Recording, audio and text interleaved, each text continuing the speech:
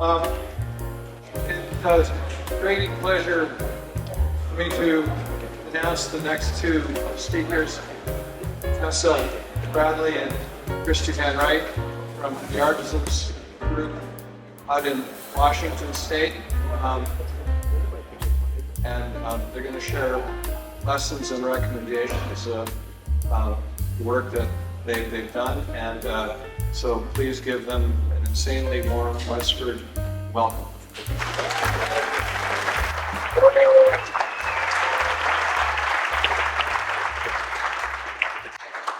Thanks, everybody. As Joe said, I'm Tessa Bradley. I'm principal architect and owner at the Artisans Group, which is a women-owned architecture firm out of Olympia, Washington. Did you know that less than 1% of the firms in the United States are owned by women? 1 in 100 architects you know own firms that are women. So I'm really excited to be here. It's my first time at Building Science Summer Camp. I have lectured a lot at Passive House. I have some Passive House friends in the room, spread amongst you very nerdy people. It's like a subset of a subset of a subset of humanity.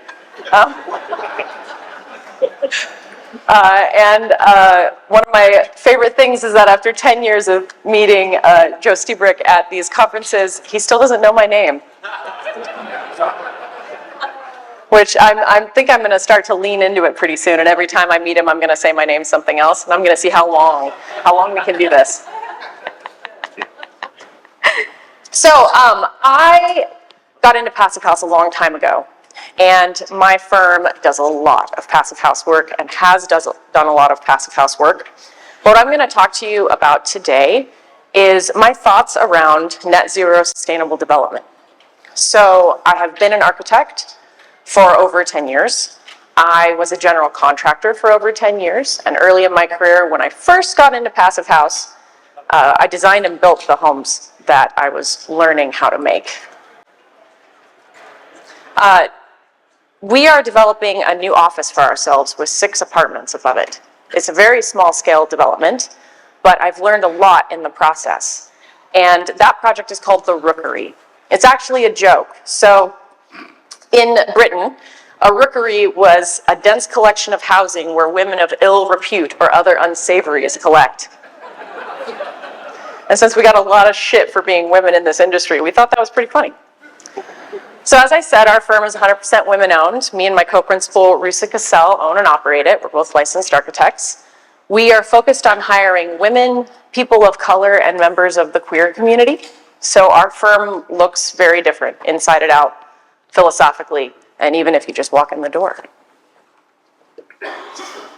Most of these are Passive House projects. Like I said, I was one of the second round of FIAS trainings. The first one that wasn't in Urbana was the group that I was a part of with Dan Whitmore and other brilliant minds. And we have a name for ourselves for doing really beautiful Passive Houses. So that's fun. This is the team. So what I started to think about in preparing this lecture was, why are we all here? We're all here to learn, well, it seems like we're all here to learn why buildings fail. That's what we've been really focused on today, right? But why are we learning how buildings fail? We're learning how buildings fail so that we can put better buildings on the planet, right? And if our goal is to put better buildings on the planet, who in this room would love to develop a high-performance project of their own?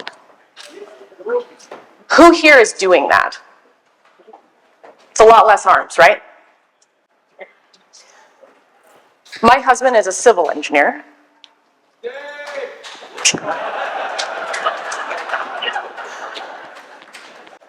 Got one? What's his name? His name is Tyrell. He's in the back there. He came with me. Y'all can wave. So he's a civil engineer. My co-principal I own my company with, another architect like myself, she was very focused on the building design. And then her husband, Dave, used to be my production manager when I was a builder. And so he is our site supervisor. This is the 4 of us forming a team for a grassroots development. And this is what we bought. In 2021, we were all working remotely. We had given up our lease of our building as the Artisans Group, and we bought a shitty house. on a commercial piece of property. So it was a house on a commercial piece of property. It was not zoned, it's zoned to be commercial, but it's just a house. That's what it looked like. It had a lot of cats in it at one point. So our first banking strategy, because we're going to talk a lot about that, surprise, is that we got a 30-year fixed home loan for this, because it's not an office, right? It's a house. But that was great, because the loan is simple, it's easy to get, and the interest rates were low at the time. Easy to execute. First thing we did in preparation of coming out of COVID is we remodeled it into an office and went through a change of use. So there might be a lot of permitting jargon in this. If you don't live in a state that heavily permits or has a lot of regulation around that, we live in a state that likes to permit the fuck out of everything to its dying breath. So there will be a lot of permitting talk, but it's important.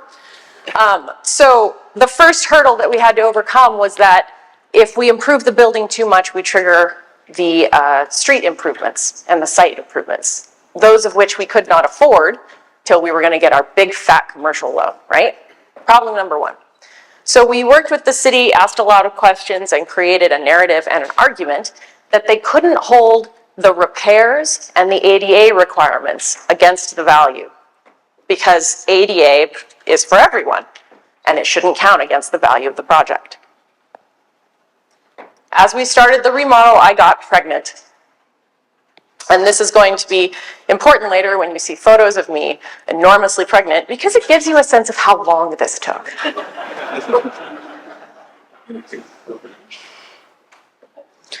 Remodel continues, getting more pregnant.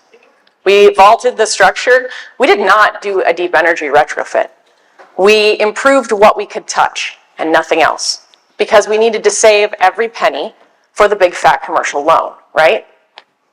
Sometimes knowing your goals can be helpful. We started out with a budget of $100K to improve the structure. We, of course, spent $200K because scope creep, no one's above scope creep. D-Day. That's how long it took. We moved in 3 weeks before I had my son. We took a month off for maternity and paternity leave, and then we started land use. So land use is a permitting process where we live that triggers SEPA and other site and environmental and civil focused shit. So this was Tyrell's world. He was working on this. But of course, keep in mind, depending on who owns this building with you and who your development team is, we were not paying him in anything but love. So this is how long land use took.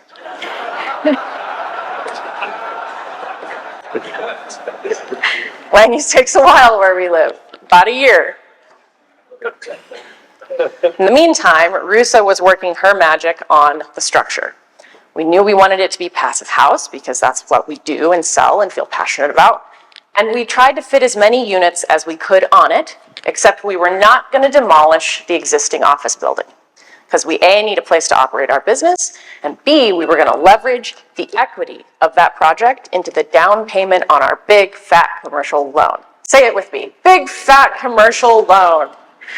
So we really examined our business practices, took a crack at who here is maybe like a little bit over open offices, especially with all the Zooming. Yeah, so we tried to strike a balance of a mix of spaces, as well as we didn't want to deal with an elevator, and we didn't want to deal with a conditioned staircase for lots of reasons. So we put those outside of the envelope, and the office design started to emerge with 4 apartments on the 2nd floor above our office and 2 penthouses above those. And the thing that dictated the size of this project more than anything, it was not the zoning, it was nothing in the code except parking. The parking code, how many cars we could fit on our postage size lot, is what dictated how many units we have. And this is what we ended up with. This is in Tumwater, Washington. They do not have a downtown, but this road that our building is on is designated to be their downtown. So this is the first project that is urban. Urban living, urban storefront, and this is the first one of its kind. So as a city, they're excited to see this happen, and they hope it's the impetus for their main street to develop. And you can see our little office tucked behind it.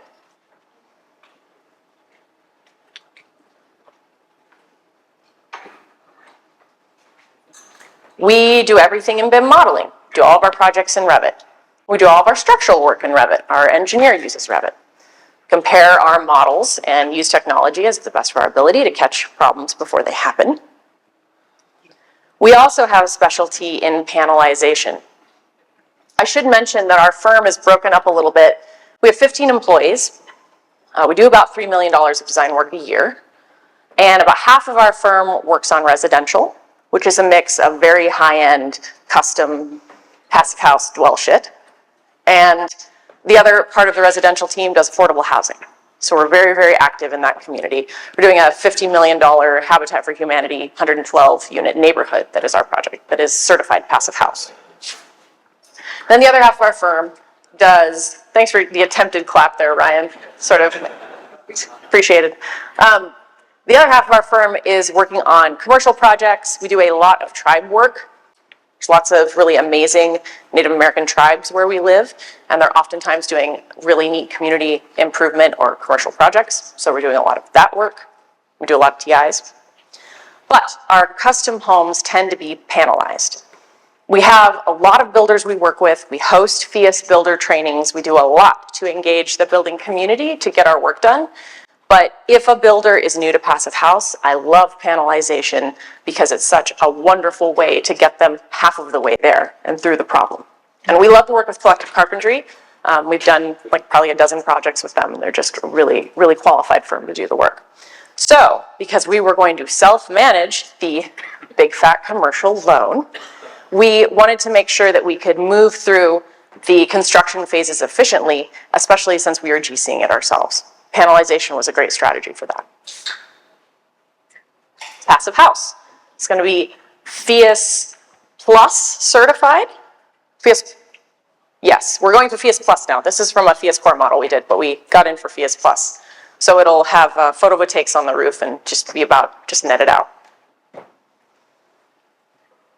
You do have to model the two spaces separately. So any woofy passive modelers out there, you have to do the apartments as a separate model and the commercial space as a separate model, and then you have to fuck with them until they are modeling correctly, as if one sits upon the other. So while we were playing with woofy models, our civil engineer was continuing to work for love, and we were heading in for our civil permit on the project. While we were doing this, we were trying to value engineer how it was going to sit on the lot and also minimize the disturbance to the lot, right? So instead of having a retention pond, we went for all pervious pavers in our parking lot area. We're trying to handle as much of the, the water on the site filtrated through the ground directly as possible without dedicating square footage to it. Because remember, the parking is what dictates how many units we have. Here's a section. Think of this as a palette cleanser. I'm not actually going to talk about building science that much. If anybody wants to learn about the passive house detailing, we can talk over drinks later. Here's just a few snapshots of what we're going to do, what the panelization looks like, how we're going to mount our windows, et cetera, et cetera. And I'm sure much of this will evolve in real life as well. It always seems to. This slide is an apology to Wesley Van Wright, who is my mechanical designer. Hi, Wesley. Even though he's worked for over a year on this project with me, I asked his wife to present with me when I met her for the first time. So, sorry it's not you, Wesley. I don't work for love.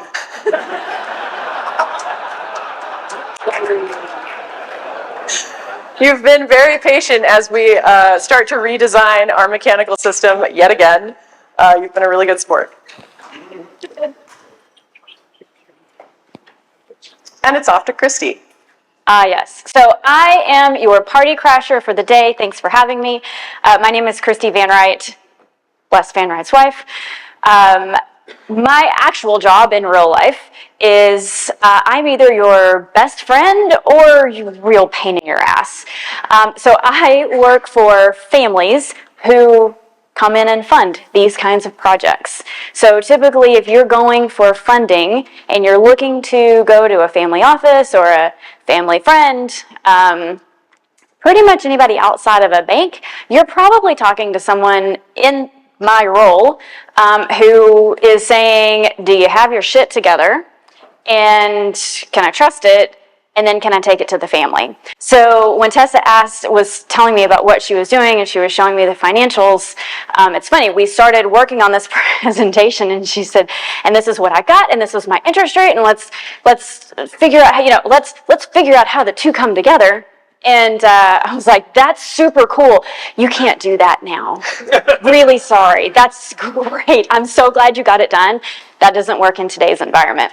And so to take us even a little bit further away from the engineering, I'm going to give you a few of the things that if you're looking to do this, you want to fund a project, you want to take it to a bank, to an institution, to a family office, anywhere you want to get money, there's a couple of things that you're going to want to do ahead of time. This is not I just drew a really pretty picture and now I'm going to go get it funded and get it built and it's going to be great and amazing and all the things. This is you need to think about it a few years in advance. So if you're thinking about it a few years in advance, here's what I want you to think about. The first one, okay, so because you're architects and engineers, I really did try to find the theme. You can be the Jenga block or you can be the house of cards. Be the Jenga block with your business financials.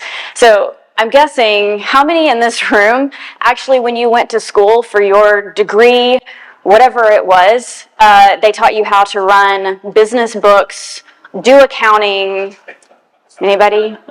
Yeah. Okay, cool. Oh, I got 2. Sweet. Awesome. Maybe 3. Okay.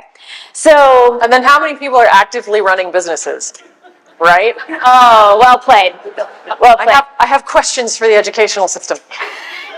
No doubt. So, if you are doing your own books and records, God bless you. Make sure that you have someone that you can consult with to make sure you're getting them good. I'm guessing also most of you are probably 1099 folks in the room, so you already know the game, that if you want to go buy a house or buy something additional, you need to back that up a couple years because your taxes need to be able to support you, and it's not about just deducting everything you possibly can. Same exact thing here. You need your business financials to look good. So, just, keep your balance sheet, you've got a profit and loss, statement of cash flow, and do you know what they mean? And if not, go find someone to help you learn what they mean, because they're gonna be really important. The other part that I loved about Tessa's project is, and this is gonna come up here in just a second, whenever you're trying to do something, because financing is so difficult right now, build your team in a way that you can stack civil engineering, you can stack the folks who know how to permit, you can stack the architect, you can stack the GC, you can self-perform. All of those people on a team is a great way to be able to make sure that you've got a really deep bench. So when you go and ask for financing, you can say, no, really, we do have our shit together and our people know what they're doing. Because that's a big deal. You're going to get asked about it. And you are going to need to show your financials. So keep that in mind. Don't put anything on there that you wouldn't want shown to the bank. So speaking of the capital markets, if this were an easy decision, everybody would do it. So I highly commend those of you who are working on projects that you're trying to get out of the ground right now, because you're probably doing it in one of the hardest times we've seen in at least the last 20 years.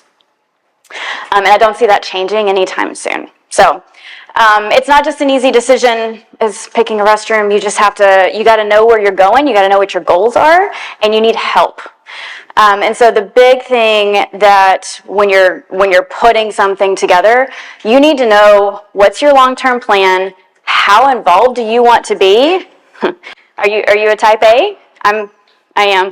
I prefer not to let go of control, which means I have to know where my strengths and weaknesses are to stack my team to make sure that I know that I can cover everybody. Do you have cash?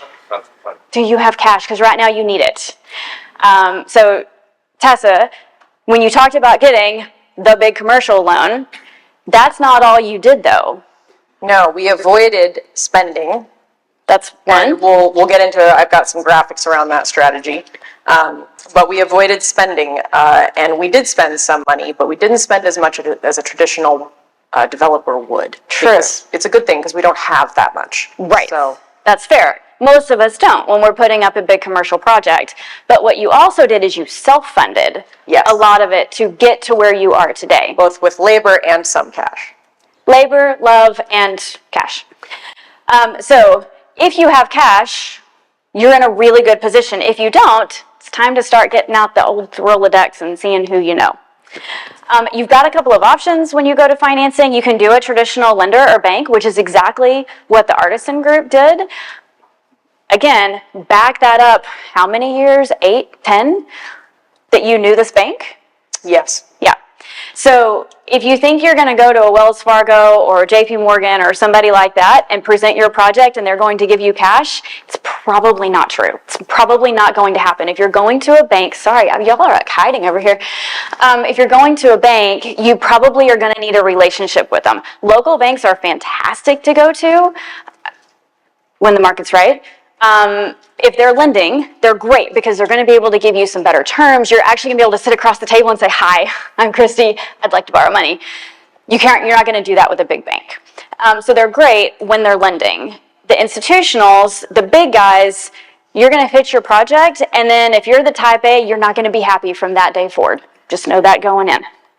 Because they want to have their people. They're going to ask you for reports and things that you're like, "Dude, I know my job." They're like, "We know, but hand it over still." And it's going to create some tension for you. Just know that. The family office investors, these are the folks that I work with. We are fairly small in the broader scheme of the market, but we're also going to be more willing to finance a project simply because our goals, our long-term investments are much longer in range. So a family office... It's going to come up. We're going to talk about longevity and holding because it's a big part of our strategy. Absolutely. So if you want to flip something, your first two are great. They're going to be in it to flip it. They want their money and they want out. That's how those things work. If you're going to a family, their time horizon is much longer. We can stand to hold something for 20, 30, 40 years, and a lot of times they will, unless a really good opportunity comes up to make money, and then why wouldn't you? But they're going to be able to absorb markets like we're in, where interest rates are higher, it's harder to get financing, and they're going to be able to hold that where you might not be able to get traditional financing. Yeah, okay, so back to that, me giggling a little internally when Tessa said, "Here's all the things we did." And I was like, you can't do any of those now. We are definitely in what I would consider an ugly world. This is the ugly side of where we're at right now. Because interest rates are so high, you've got to build your pro formas to be able to handle 12 to 15, maybe 18% interest rates if you're having to go and get gap financing. And those are going to be your lenders. Like, you just need a couple extra million. You just need a little bit, literally closing that gap. You're going to pay for that. And so when you're building your pro formas, you got to keep that in mind, because if you can't pro forma it, it does not matter how pretty that picture is, it ain't getting built. So yeah, I did consider making this into a positive message, but that didn't help you any, right? Going back to our cash is king, banks are levering, right? They're loaning up to 45 to 50% right now. Not much more. So our days of getting 70 to 75% in commercial loans, not happening right now. So just keep that in mind. You need cash. You need a stacked team to be able to help you control some of those costs. Yeah, rates are high. I think we all know that. And if the question on your mind right at this moment is if the FOMC lowers rates here soon because of the shit show of epic proportions that you're seeing this morning in the markets, is that going to make a big difference? The answer is probably not.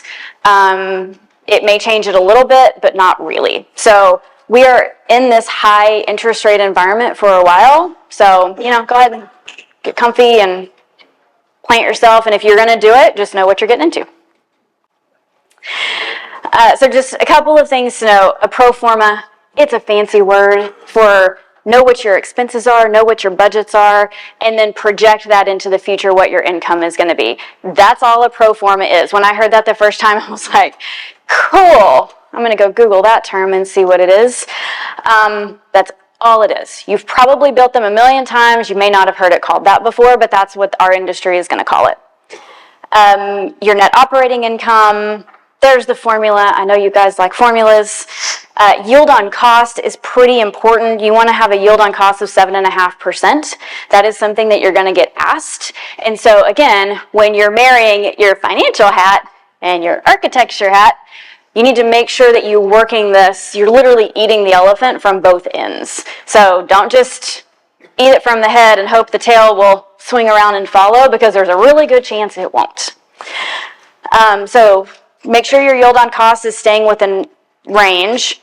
Your cap rate is something that is going to look at the future value. Yield on cost obviously is backward looking. Cap rate is forward looking, and that changes. So this is where you need a friend. If you're looking to do something like this, you need a friend in the business to be able to call and say, what are cap rates doing right now? Because right now they are different than they were 12 months ago. Generally speaking, the higher the cap rate, the riskier the investment is perceived to be, at least from a family office perspective. The market's going to have one ideal. The family office is going to have another, because they're seeing deals come across. Generally, they're going to be pretty similar, but you still want to ask around and get a feel. Office is going to be different from multifamily. It's going to be different from, more of the bigger single-family developments. So have a friend, make a phone call, This is where we're trying to marry. You like that one? Yeah. We're trying to marry all of the things. So when you're thinking about doing a development, you got to think about what's happening right now, what's going to happen long term. You got to have a really good design, and keep in mind that, how often the industries are changing. I've seen this so many times. The industries are changing. So when you have a beautiful design, you've gone through and you've picked everything that's perfect, you can't get it funded for 3 years. You're probably going back and redoing that design and some of those elements, because things have changed. Mechanical equipment has gotten updated. Maybe the city's permitting has gotten updated. God help us all. And you have to go back through all of that. So again, keep some of this in mind whenever you're pushing stuff together. It does take a lot of luck. I don't think anybody should leave that out of their equation. And as a very dear friend always reminds me, it's the right strategy, it's the right team, and it's the right partners going into any project to make it work. There you go. All right. That should have probably been science the hell out of a pro forma, but... That's all right. I knew what you meant. Look at his face. I know, right? He's happy. And he's got money in his hands. So back that. The banking strategy that Christy's referring to, we have a bank that we use a lot for our clients, and we have a bank that we banked with for the last decade for our business. We went to them both and said, look at this feel-good story, women-owned business. Where I live, people want to look progressive. They want to look like a bank that cares about people. So we got them to compete for the loan on this. It was a good strategy. Mm-hmm. Once they had competed, we picked the bank that had the best loan option for us, which ended up being this is a pretty common commercial loan nationally, but a 10-year loan, a 25-year amortization. It's got a fixed rate of 7% for 5 years. Notice that is below what's going on in the market. That was the move. We were going to go with the bank that would give us the lowest fixed rate for the first 5 years, because our pro forma is, of course, tight, right? So we were able to secure this loan. We just closed on it 2 months ago. But it was, I think, 2 years in the making.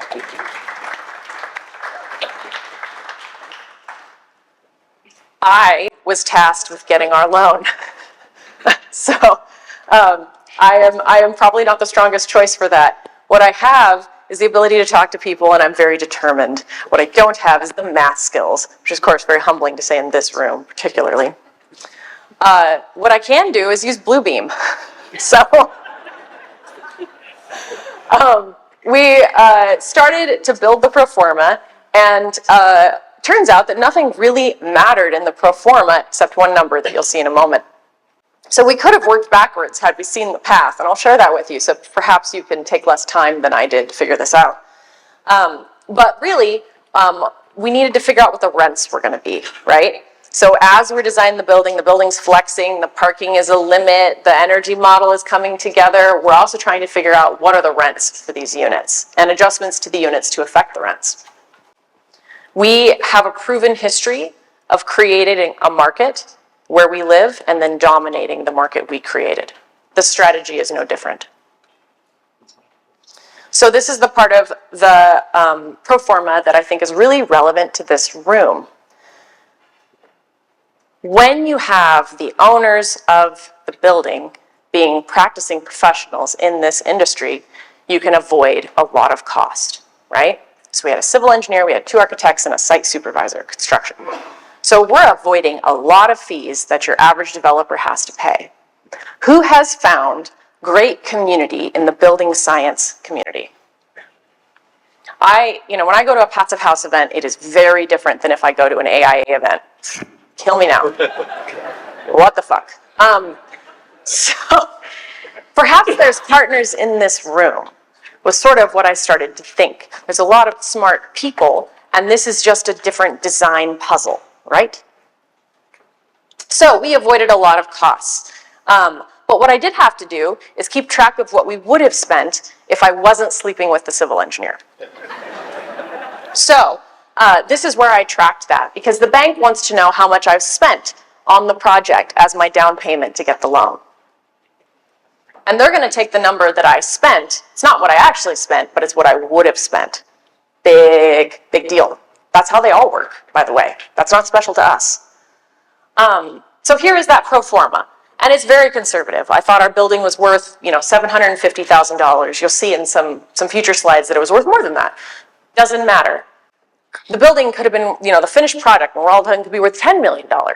Doesn't matter. The only thing that the bank cared about in the end, the stickiest wicket of this pro forma, was how much rent does it make and how big is my loan payment. And that number is the cash flow ratio, or the net operating income divided by the debt service. So everything, the building design, all of that could have been shortcutted by simply knowing what is it rent and how big is the loan and how much does that cost me a month. So you could take this and you could work backwards from that, and it would tell you what kind of building you need to design instead of redesigning it for 2 years like us. The other thing I had to keep track of, because we were very, very worried about appraisal.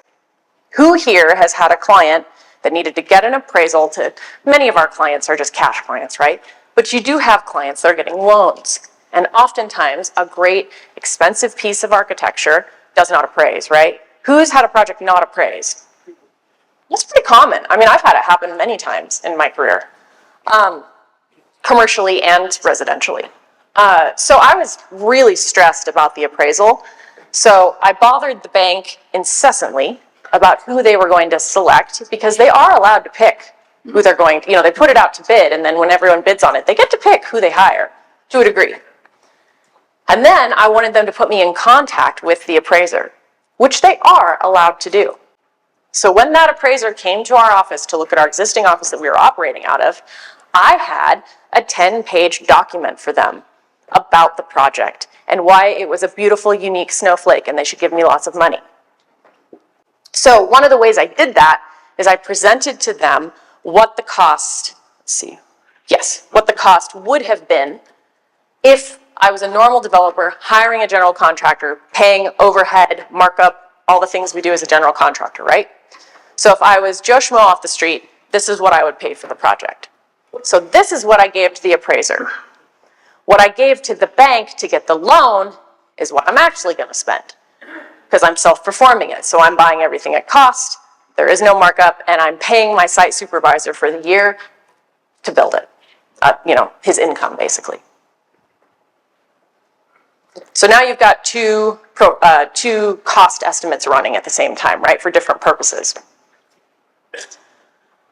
I thought it would be interesting to show you what kind of cash it took to do this. Don't you feel like this shit is helpful? Is this boring or is this helpful?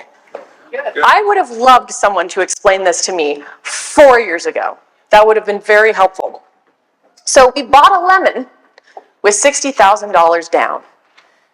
Then we designed and drafted our building. We spent around $100K in hard costs, paying employees to draft it and paying, other architectural engineering subs like our mechanical sub like Wesley and our structural engineer. All of them are grouped into another $60K as the building develops. We remodeled the building. Now we're building equity, right? Getting our business operating out of it. That was about $200K. We paid for permits, which I'll talk about permits in a moment. It's a maddening cycle. We're developing it ourselves. We're not paying a GC. So that's approximately $100K for the year to pay that person their living wage, right? Even though they're going to own the building, they're not going to be able to do any other projects while they build our building. Whereas, civil engineer is going to keep civiling. Rusa and I are going to keep architecting, but he needs to stop and be on site 100% every day for a year. So he can't do his normal job. Over the course of the loan, construction loans, you pay interest while you build the project. Then it rolls as you rent it out and the rents start coming in.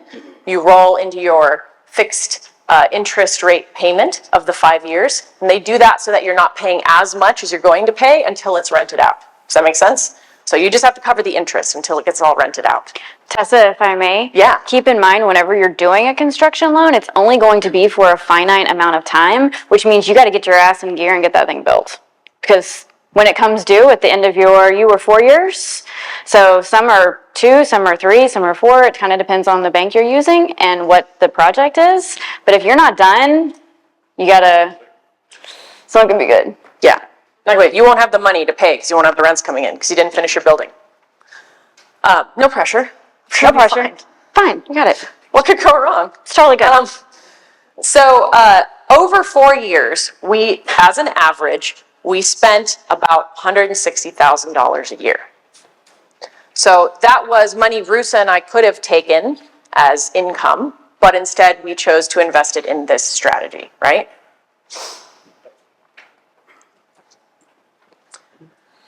So a couple things that happened after we got our appraisal back.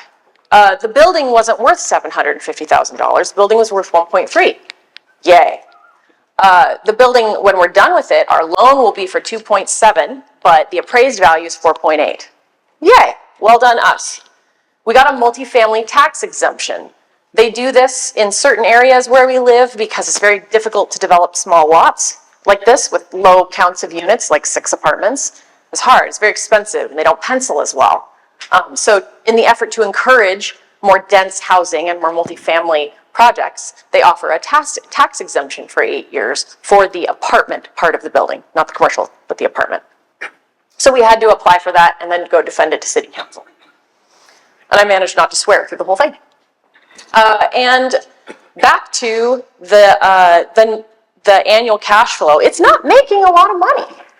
So by the time we pay for repairs and 5% occupancy that isn't rented, all those things makes about $24,000 a year.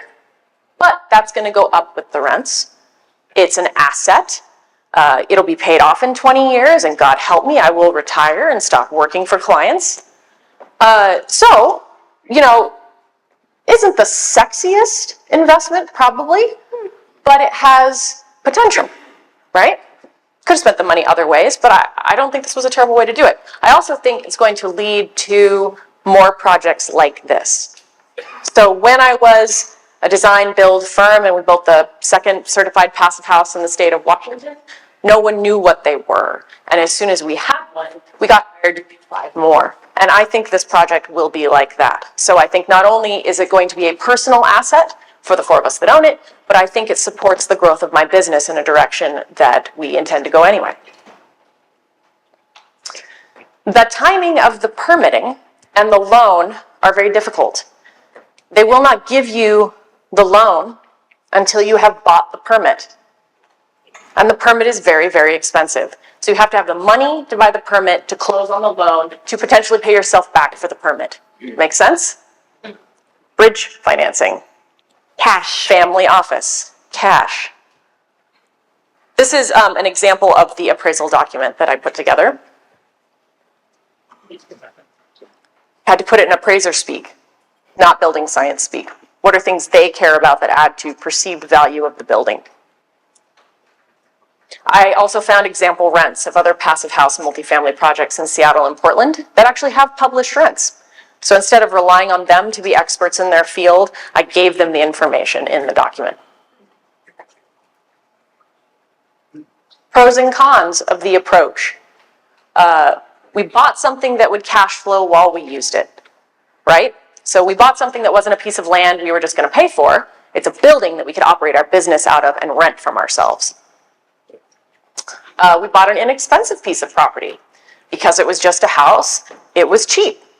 And so putting it through that commercial process, the land use process, made it more valuable, which created made up equity that I could then use like cash to get the big fat commercial loan. We avoided a GC markup and overhead. There are builders in this room who would probably be delighted to partner with you and own a building like this. And it'll help our architecture firm. So it's growing several areas of our business at once. The things that were shitty about this project are in red. Small and hard to develop. There's a reason that developers only take projects of a certain scale. My husband works with a lot of national sized developers doing large multi-family projects. And I think they don't touch anything under 80 units, something like that. 200. They don't touch anything under 200 units. Because remember that part where I said it only makes $24,000 a year? Yeah, they're not going to do that. So the small developments have potential with the right team, but they're not juicy enough for the big boys, right? Yep. It's net zero. That is more money. It's passive house. That is more money. But we are not, many of the large developers, they develop these things with the intent to sell them at 5 years. Mm-hmm. And we are not going to do that. We're going to hold this property.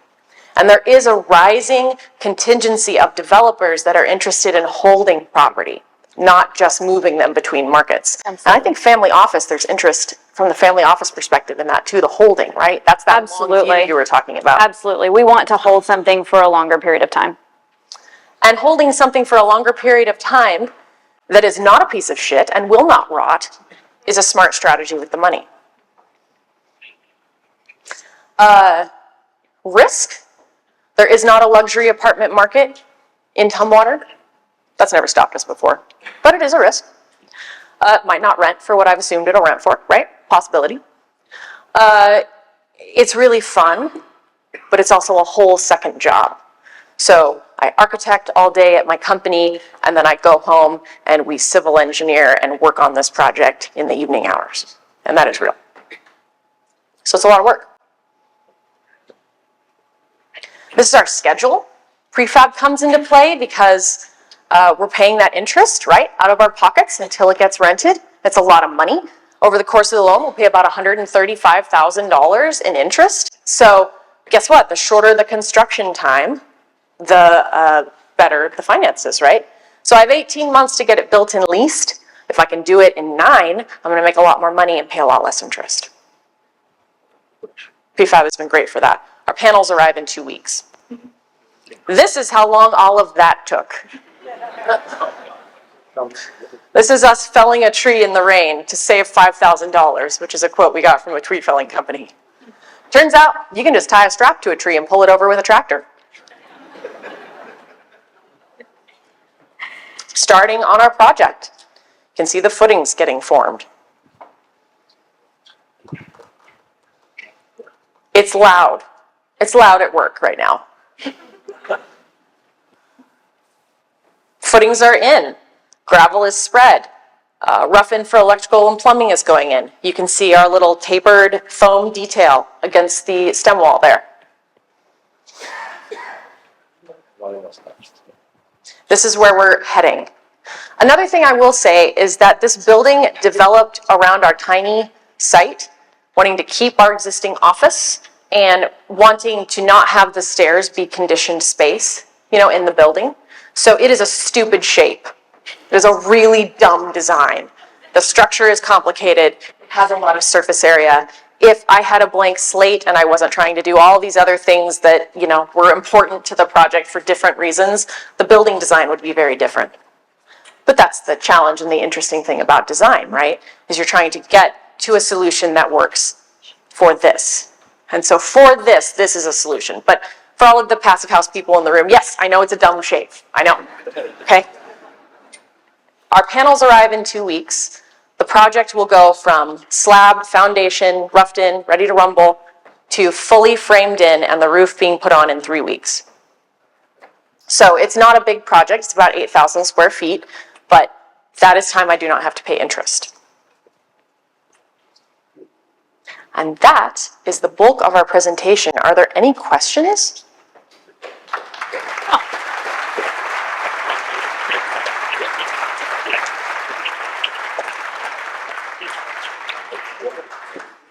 How many units could we do if we were not constrained by parking? If there was no parking constraint, we probably could have done 3 times the units. And Olympia, which is the capital of Washington State, that's right, it abuts Tumwater. Tumwater touches Olympia. They just revoked their parking code for their urban projects like this. So the amount of parking required in Olympia is now 0. So the question was, could we assign value to the passive house elements that were incorporated into the design? The appraiser applied what they could. So they applied, they give credit for the HRV because it has a direct impact on human health. They applied a credit for the solar installation on the roof. And they actually, so here's the thing, they kind of applied more value to the passive house shit as if it were luxury things. So, it's vinyl triple paned windows. Well, they don't care that they're triple paned, they care that they're luxury tilt-turn windows from Europe. So you have to kind of get in their mindset and figure out what they're gonna apply value to. And I found some paths forward that weren't exactly what I would apply value to, but we were technically talking about the same thing, but for different reasons. Okay, quick question. Why did you choose panels to build this home? Can you elaborate that a little bit? Great question. So not all of our passive house work is panelized. Some builders don't care for it or believe they can do it faster and cheaper, which in some cases is true. But in our case, we don't, when I was a GC, I had teams of employees doing different tasks, right? Like I had 2 guys on my team that were great framers. But now that I'm GCing and I'm a paper general, right? I don't have a framing crew. And I don't trust a framing crew to do a good job quickly and efficiently without a lot of training and oversight. And I have a full-time job running my architecture firm. So it was sort of the perfect fit for this project in that way. And also speed was of the essence, right? Because every week I save is literal dollars in our pockets. Question. So now that you have money at stake, Right. how has that impacted your profession as an architect in terms of how you relate to your clients? That's a great question. It is a different design problem. So I have always been a very pragmatic architect where I really like beautiful things, but I like sensical beautiful things, and I like high value propositions. So even when I'm doing a custom home, I'm not gonna make a move on the design that doesn't have a big impact, right? Because here's your cost and here's your impact, and as you're designing things, they can do this, right? I only want to go for the decisions that have maximum impact for the least amount of cost. And that is a very good skill to develop and a way to think about your practice, because it not only influences how much of your work gets built, which by the way, much of our work gets built, but it also allows you to use that muscle that you've been developing on your own projects. Although I will say, I think I'm better at it for clients than I am for myself because they're paying me and they have my full attention. This project is like, this building was designed almost accidentally while I was asleep, right? Can you talk about your roof assembly and why you chose it? So the roof assembly is essentially panels of TJI with dense packed cellulose in it. And we did end up vaulting the units because we would have had to build a false ceiling below because they're panelized. It can be difficult to coordinate the trusses if you get trusses, it can be difficult to coordinate getting them to arrive and fit perfectly with the prefab. So oftentimes, if I'm gonna go to the trouble of having it prefab and going through the whole thing and bringing the Canadians down from Canada in their little keens and their backpacks and their so polite and their recycling bins, then I want them to do the roof too. I want them to do it all at once. And nobody can hand cut in a roof anymore because everyone who could do that is dead now, apparently. So panels are a great option if you're already panelizing. Sorry, Joe, you're not dead. You look great, honey.